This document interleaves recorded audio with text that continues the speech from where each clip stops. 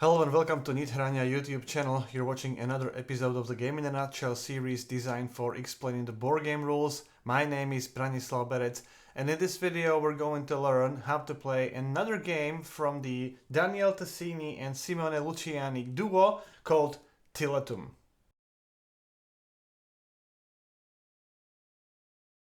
To set the game up, prepare the game board. Place this action wheel in its designated space on the game board. You can rotate it any way you want, but make sure these lines are aligned with these segments. These spaces are action spaces, and for your first game it's recommended to use the pre-printed ones. When you get more familiar with the game, you can use these action tiles. You would shuffle them face down and then place them randomly on these action spaces around the action wheel. In this video I'm going to use these pre-printed ones and I'm not going to use these action tiles. Then shuffle these bonus tiles, but make sure you only use the tiles for your player count. These are tiles only used in a 4-player game. These are used in a 3 and a 4-player game. I'm going to set up a 3-player game, so I'm not going to use these tiles. Then shuffle all those tiles for your player count, create some draw stack, and randomly place one of these tiles face up, so this is how it may look like when you're done. In addition, place one bonus tile on this space on this king track, and also on these spaces on the map. Now, these spaces will always be used. These spaces will only contain a token in a 3 or a 4-player game, and these ones only in a 4-player game. Then take these Cathedral tiles, group them by type, and sort them with the lowest value at the bottom and the highest value at the top. Place them on their dedicated spaces on the game board, and then take these construction cost tiles, shuffle them, and place one randomly under each Cathedral space. Then flip them face up, and when you reveal this tile, the cathedral in that town will not be built, and you can take those tiles and return them back to the box.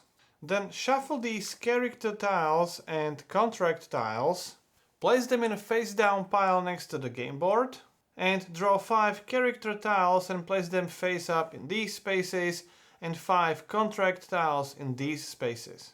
Note that some of those contract tiles may actually show the crest, but they're still counted as the contract tiles because they have the corresponding back. Then shuffle these town tiles and fair tiles, and randomly place 3 town tiles and 4 fair tiles on these designated spaces on the game board. Note that the first town will always be the Tiletum town. Then take these fair order tiles and place them in the cities based on the round in which the fair will take place in that city. So the first order tile will always be in Tiletum. Now the second one in our example is in London, the third one in Arles, and the fourth one in Strasbourg. Take these corruption tokens, shuffle them, place them in this space, and place first 3 of them on these spaces, but keep them face down. Then each player chooses a color and takes the player board and all the components of that color. Place 5 pillars in these spaces, not on this one. 5 houses on these spaces, then 2 houses and 2 pillars into your personal supply. And then these 5 bonus action points markers somewhere near the player board. Then each player places one of their houses in Tiletum, also their architect and the merchant, one of their markers on the space number 10 of the scoring track, and then randomly determine the starting player and place the token on that player in the first space of this player order track, and then place the tokens of other players as they sit in a clockwise direction. Then place the last player marker in this 0 space of the king track so that the first player has their token at the bottom, then the next player, and then the last player. So the last player is on top, the first player is on the bottom. Then give first player 1 gold, the second player would receive 3 gold, the third player would receive 5 gold, and the fourth player would receive 6 gold. In addition to gold, each player would receive 1 food, 1 iron, 1 wool and 1 stone.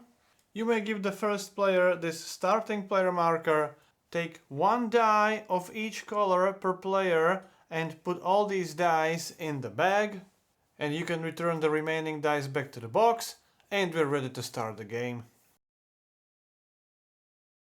In Tiletum, each player takes on the role of a rich merchant traveling across Europe from the city of Tiletum, which is current Tielt in Belgium, during the days of the early Renaissance, trying to trade goods and gain prestige. The game is played over 4 rounds, and each round has the following 5 phases. In the first phase, the preparation phase, you will prepare dice for the current round. The second phase is the action phase, in which players take turns in this player order, and each player will take 3 turns in this action phase. And on your turn, you have to take a die from this action wheel. Based on the color and the value of the die, you will take the resources and then perform the corresponding action. There are 5 actions in the game. With this one, the architect action, you will move your architect across the map and you will build these pillars in the space where the architect would be located. With this merchant action, you will move your merchant and again build your trade houses where the merchant would be located. With this character action, you will take these characters, place them in your storage and then eventually place them in these rooms, unlocking these houses for the merchant action. With this contract action, you will be able to take the contract, again place it in your storage area, and when you fulfill the contract, which is a free action, you will place the contract in this space and free up another pillar for your architect action. In addition, you will also score victory points. With this king action, you will move along this king track, and finally this joker action allows you to perform any of those 5 basic actions. After each player performs 3 turns in the action phase will be over. Then players will score victory points or lose victory points based on their position on this king's track, and they will also adjust the player order based on the order of the tokens here. The 4th phase is called the fair phase, and players will have a chance to score the victory points based on the condition here if they have their merchant or house in the city where the fair is taking place this round. The 5th step is the cleanup phase, and it's the preparation for the next round. The game ends at the end of round 4, and in addition to the victory points you score over the course of the game, which may primarily come from the contracts and the completed cathedrals, you will score additional victory points based on how many pillars and houses you build on the map, and how many of these buildings you will complete, meaning how many of these rooms will be occupied by characters, and how many of those characters will also have this crest. Then the player with the most points is the winner. So the first phase of each round is the preparation phase. Take the number of dice from the bag based on the number of players in the game, roll them, and place them around the action wheel based on their values. Here, the dice with value 2 should be next to this segment because there is a die with value 2 depicted here. Then the second phase is the action phase. The action phase has 3 sort of mini rounds, and in each mini round, first flip the rightmost unflipped token face up and move all the player markers indicated number of spaces back on this track. So for example like this, and note these markers are moving simultaneously, so if they would be positioned like this, all of them would move 2 spaces backwards, and if some of those markers would be in the same space, move them together and don't change their order on that space. And then in the current player order, each player performs 1 turn, and on your turn you have to take 1 die from the action wheel, take the resources from that die and perform the corresponding action. Then the next player in the player order does the same. They have to take the die, take the resources and perform the corresponding action. and then also the third and potentially the fourth player. That's the end of one mini round. Then again repeat the same for the second mini round, so flip the rightmost face down corruption token face up. If needed, you would move these markers on the track, and then in the player order, each player would perform one turn, taking the die, taking the resources, and performing the action. Now I'm going to describe one player turn in more detail. So first, you have to choose one of the available dice. After you choose a die, you don't have to, you may modify the value of the die as this symbology indicates. So for 2 gold, which you have to pay from your personal supply, you may change the value of the die by 1 up or down. So in this case, you may change it from 1 to 2 or from 1 down to 6.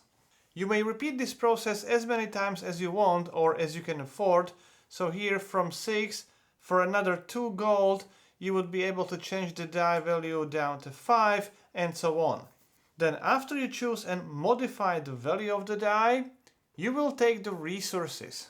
The color of the die indicates which resources you will gain, and the value of the die indicates how many of those resources you get. So in our example, it would be 5 pieces of wool. These pink dice are food, these ones are gold, the blue one is iron, and these dark gray are stone. So take the resources and place them in your personal supply. Now, take the die, and if the action space where you are going to take the action still contains the bonus token, you may take that bonus token. You don't have to, but if you do, take it together with the die, place the die in the leftmost empty space on your player board, and the bonus token has to be placed in one of these 4 storage spaces. If you wouldn't have an empty storage space, you may not take the token. Once you take the token, you may not discard it. I will describe the various types of these tokens later in the video. Then you will take the corresponding action. First, you will gain the number of action points. That's this number in the parentheses, and it's always 7 minus the value of the die. Since the value of the die here was 5, the number of action points we get is 2. If you would take an action with this die, you would only take 1 gold, however, you would gain 6 action points for the architect action. So, the more resources you gain, the fewer action points you get, and vice versa. To track how many action points you have, I would highly recommend to use these action point counters. If you only have 1 or 2 action points, it's not that critical. If you gain 5, 6 or more, it is really highly recommended. Now, you must spend all those action points on this one action only. You may not choose this one and spend other action points for some other actions. All of them must be spent on the selected action. And in the following few minutes, I'm going to describe all those actions in the game. I will start with this architect action. When you perform this action, you have the following options. First, for 1 action point, you can move your architect from the current city to any adjacent city. So here it would be this one or this one. So 1 action point, 1 move. Then the second option, again for 1 action point, is to take the bonus tile from the city where the architect is located. Place that bonus token in your storage area, so you must have an empty space available. Then the third option, again for 1 action point, is to build a pillar in the city where your architect is located.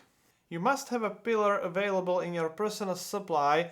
You may not take the pillar from the player board. And when you have the pillar available, you may place it in any of the empty spaces in the city where your architect is located. You may have maximum 1 pillar in each city. And note, you may never build the pillars in a city with this token where Cathedral may not be built. You can perform the architect actions in any order you want and as many times as you want, as long as you have the action points available. Then the next action is the merchant action. This action is very similar to the architect action. For one action point, you may take your merchant and move it from the current city to any adjacent city. Then, for another action point, you can take the bonus tile from the city where the merchant is located if you want to. And then, for one action point, you may build a trading house in the city where your merchant is located, if there is any empty building location. And note that, for example, this one is only available in a 4-player game. To build the trading house, you must have that house available in your personal supply. Again, you may not take the house from your player board. And similar to pillars, you may only have one trading house in each city. Then the third type of action is this character action.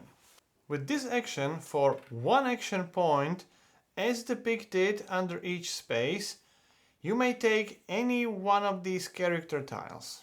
When you do, you would take the tile and again place it in an empty space in your storage area. Then immediately replenish the display with a new tile from the draw stack. If you don't like the tiles in the display, again, for one action point, you can replenish the display, so you may discard all the tiles and draw new 5 tiles. Then, when you have the character tile in your storage area, you may move that tile in one of these rooms in your buildings. If you move the tile into this bottom row, it would cost you 1 action point. If you would move the tile into one of these 3 rooms, that would cost you 2 action points, and if you move it to this room, it would cost you 3 action points. So let's say for 1 action point, we would place the tile here. Then after placing the tile, you immediately gain the benefit in the top left corner of the tile. I'm not going to describe all these benefits, you can find them at the back of the rulebook. They're usually very easy to understand. Each column on your player board represents one building, and each building has either 3 rooms, 2 rooms, or just 1 room. Each building can only contain the characters of the same type. So in this example, I would not be able to take this character tile and place it in this building. That's not allowed. In addition, one type of characters may only be placed in one building, so I would not be able to place the second character of the same type in another building. Again, this is not allowed. Then, as soon as all the rooms in one building are occupied, you unlock the house at the top of that building, and you can now use it with your merchant action. And finally, this first building is already occupied. You may not place any character in that room, but you will be able to place these crests in these spaces at the bottom of those buildings. I will talk about that at the end of this chapter when describing the free actions. The next type of action is this contract action. One of the options is to take one of these contract tiles, but unlike the character tiles where each tile costs only 1 action point, the contract tiles cost from 1 action point through 2 up to 3 action points. Again, when you take the contract tile, you must place it in one of the empty spaces in your storage area, but do not replenish the space immediately. You will do it only at the end of your turn. Now, for 1 action point, you can exchange resources, and you can do it as many times as you want. So if you want to exchange 4 resources, you may spend 4 action points for the contract action. So for 1 action point, you may take 1 resource from your personal supply and change that resource to any other resource. When you do this for the first time in your turn, you may take 1 additional resource of your choice. It can be any resource, it can be the same one or different one. Then you take these resources and put them back to your personal supply. For each additional action point you spend, you may change 1 resource to another, but you don't get the additional one. Then at the end of your turn, slide all the tokens to the right and then refill the empty spaces with the new tiles from the draw stack.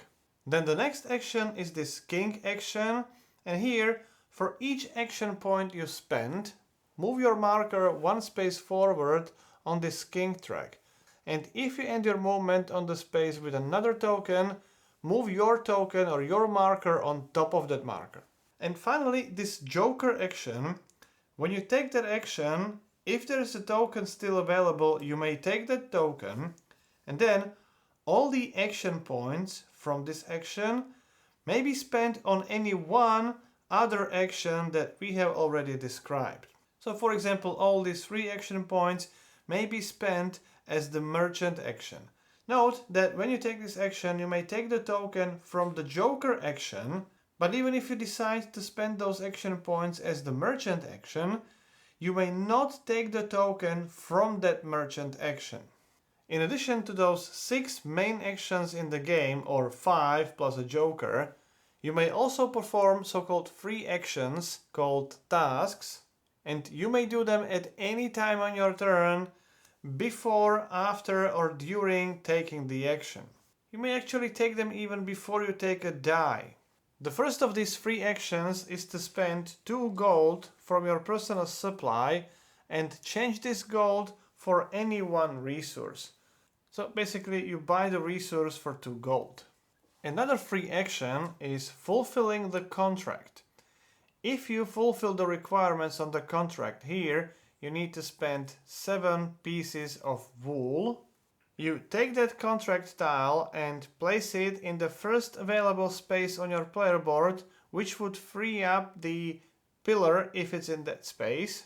And then you take the victory points shown on the contract tile, plus any additional benefits. Here's a symbol which indicates that you may move your merchant to an adjacent space.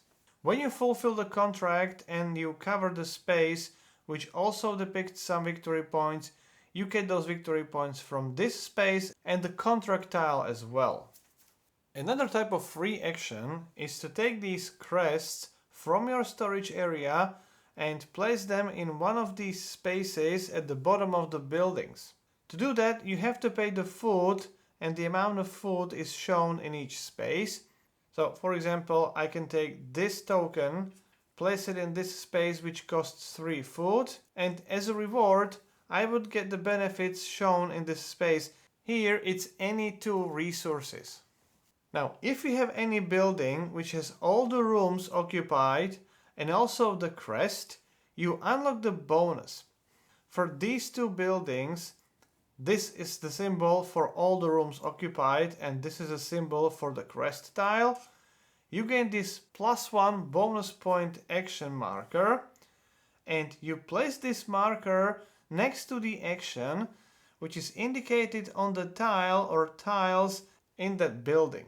Here we have the architect symbol, so this token would be placed next to an architect action, and anytime orange player takes the architect action, that player would gain 1 additional action point. So this round, if you would take this die, you would gain 1 gold, 6 action points, and with this one it would be 7 action points.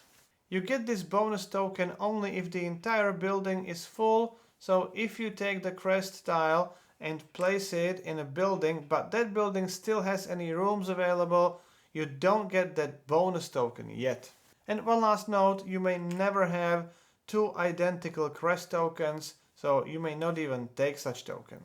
You might find these bonuses in the rulebook, but let me very quickly describe them. Here you may take one of your houses and build the house anywhere on the game board. Similarly here you may take one of your pillars and build it anywhere on the game board. With this action you may move your merchant to any space on the game board. This one would move your architect to any space on the game board. And here you take 2 resources, and here you just gain 5 victory points. And the last type of action is contributing to building a cathedral. If you have a pillar in a city, you may pay the construction cost. Here it's 4 stone, which you need to spend from your personal supply. Then you take the top tile from the stack of these cathedral tiles, score the victory points from that tile, together with the victory points from the construction tile. So here it would be 12 victory points together. Then take the tile, Place it somewhere next to your player board. The number of these cathedral tiles you have may be scored later in the game. You may help building each cathedral only once per game. And one additional final note to this chapter: if you have any of these tiles, these are called helper tiles. These are basically one-time benefits. If you decide to use those tiles, you may do so anytime on your turn. Here you would gain 4 coins and the tile would be removed from the game. Here you would gain 2 action points for the architect action. You may spend these action points on the architect action even if your main action is not the architect action. And again, after that, the token would be removed from the game. So after those 3 mini rounds, meaning each player has taken 3 turns, the action phase is over and we will proceed to the king phase. In the king phase, first, the player who is furthest ahead on this king track will take the bonus tile from this space, and in the last round, the 4th round of the game, there would be no tile and the player would simply gain 4 victory points. If multiple players would be in the same space, the player at the bottom is considered to be the best player, the first player. Then all players score victory points indicated next to the position of their markers. So here the blue player would score 5 victory points, green player would lose 2 points and the orange player would lose 3 points. Then change the turn order. The player furthest on the track will be the first player, this would be the second player, and here we would have the third player. So it would be blue, green and orange. Then all the players who have their markers in this negative victory points area will move their markers back to the 0 space, and you have to preserve the relative turn order. So first the green player would be placed in this space and then the orange player. Markers in this positive victory points range stay where they are. The next phase is called the fair phase. In this phase, players will have a chance to score victory points based on the conditions on these fair tiles. And the fair in the first round always takes place in the Tiletum city. And here in our example, in the second round, the fair takes place in London. Now you can only participate in the fair scoring if you have your trading house in that city or if you have the merchant in that city. Otherwise you would not score any of those victory points. To score those victory points, add these two numbers together and then multiply that number by the condition on the right. So here you would gain 5 plus 3, that's 8 victory points for each of your fulfilled contracts. Here we have 2 fulfilled contracts, so that would be 16 victory points. Once all players are done, flip the fair tile face down and proceed to the next phase. And finally, the last phase of the round is the cleanup phase. You can skip this phase in the 4th round of the game. In the first 3 rounds, refill these bonus spaces with the new bonus tiles. Leave the unclaimed tiles in the place. Then return all the dice back to the bag, including the dice from your player board. Rotate this action wheel 1 segment clockwise.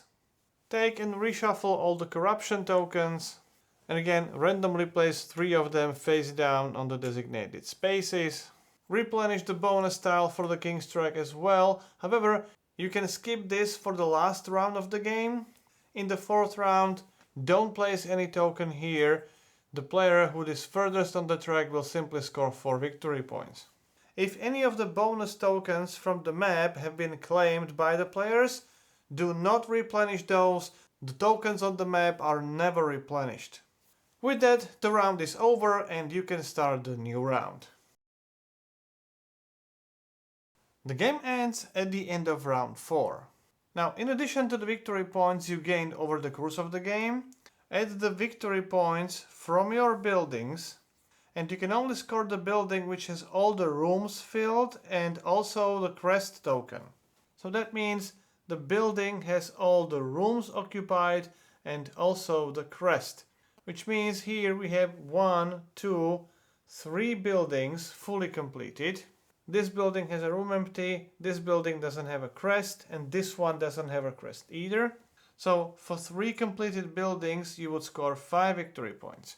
If, for example, the crest will be placed over here, that would be 1, 2, 3, 4 completed buildings, and that would be 10 victory points. Then you would score victory points based on number of houses on the game board multiplied by the number of pillars. So you only count the pillars and houses on the game board. For example, here we would have 2 times 4, 8 victory points. And finally, for each 4 leftover resources, you would gain 1 victory point, and then the player with the most points is the winner. So that's how you play Tiletum. If you have any questions or comments, I'll do my best to answer as many as I can. If you like the series, please subscribe. You can support the channel on the Patreon page or under the video by clicking on the thank you button. You've been watching Game in a Nutshell. My name is Branislav Berec and hope to see you next time. I would like to thank everyone who has ever supported the channel, and especially the current supporters listed on this page. If you too would like to support the channel in creation of videos like this and other video tutorials and other content on this channel, please visit the patreon.com/Nithrania.